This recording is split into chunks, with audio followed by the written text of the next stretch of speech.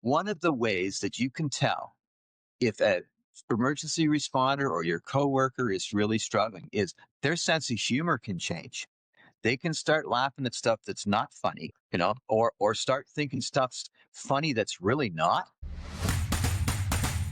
We know that our peacekeepers often suffer in silence when they come back, not from what they saw, but sometimes what they had to do, but also what they weren't allowed to do.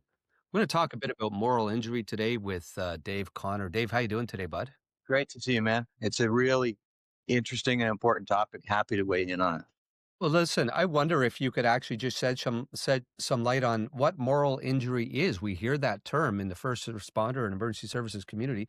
It's a fairly new term, but it's been around since forever. So it falls into a couple of areas. One being, and you touched on the peacekeeper community. That's a really good example where our peacekeepers are sent to some place with the rules of engagement that require them to shoot only when shot at and not interfere with the public.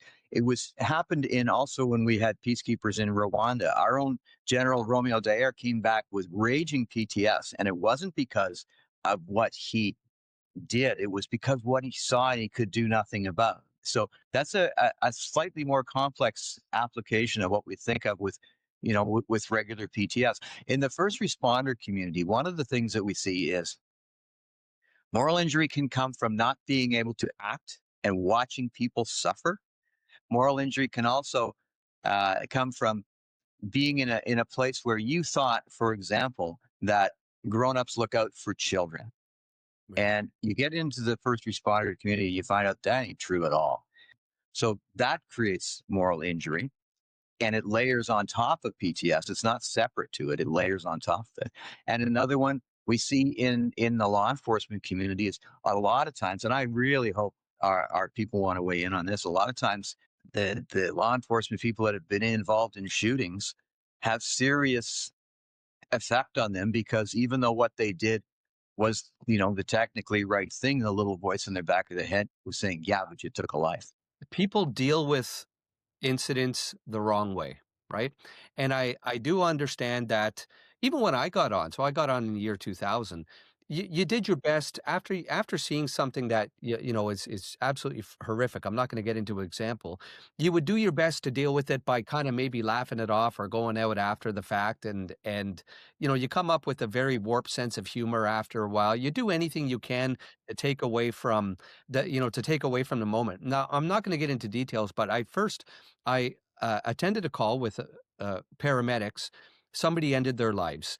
The paramedics were pointing a few things out around the apartment, and I was a relatively new police officer, but I could actually Hmm. tell at that time that the paramedics were who was pointing things out around the apartment was having a very hard time dealing with the scene, and that was their way of taking their attention on something, putting their attention somewhere else.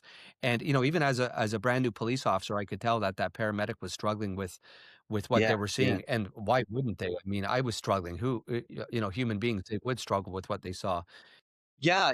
You raise a good point that institutionally we develop a dark sense of humor that would probably horrify the taxpaying public if they heard some of the stuff that we think is funny.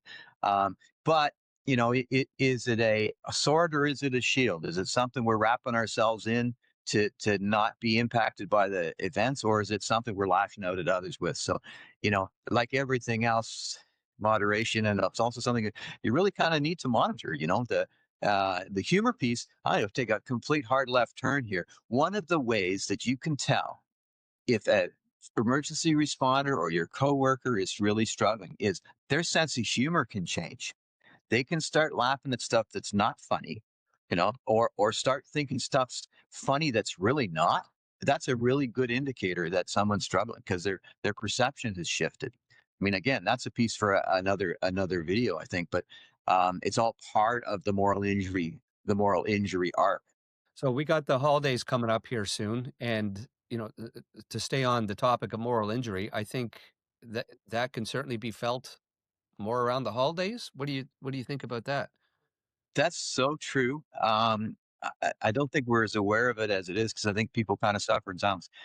You see a lot of trauma at the holiday seasons. You see a lot of cruelty and a lot of disregard for life. And one of the things that we've seen happen is that this community that we're part of gets exposed to that and gets damaged by all of that. And then what happens is every year for almost, really, when you think about it, almost 20% of the year, it's Christmas light season, right? There's flashing lights and all that stuff.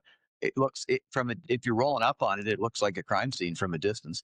And I know many first responders that just loathe this holiday season. They want to get it over with as soon as they can because it's just a giant trigger fest for them. So yeah, if anything, remember over the holidays that when you're safe and warm at home, those people are out working in the crap weather, and the cop standing at your window who's pulled you over, he's not having any fun either. And let's just try to show a little kindness and a little bit of good old fashioned decency for folks who may be injured in a way you're not even aware of. Absolutely. Listen, that's a fantastic way to end this video. Dave, any last words of advice or anything you want to add before we close off?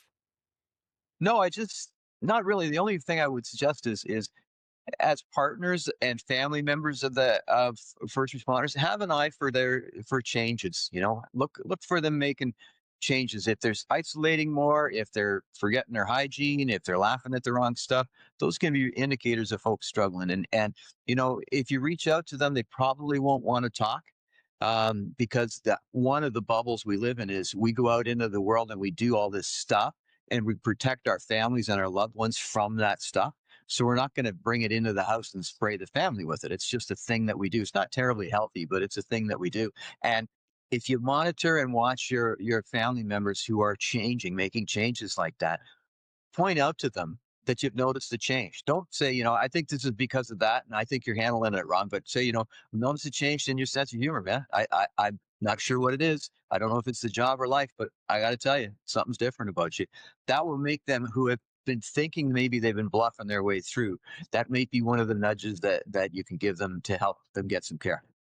Listen, fantastic advice. If anybody would like to learn more, please visit redfridaytalks.help, redfridaytalks.help. Dave, happy holidays. All the best to you, To brother. Thanks you, for chatting. brother. Don't forget to subscribe to us, you nice people, and give us your comments because some of the stuff we're hearing is really interesting, and it's leading Randy and I down on another path. So keep it coming.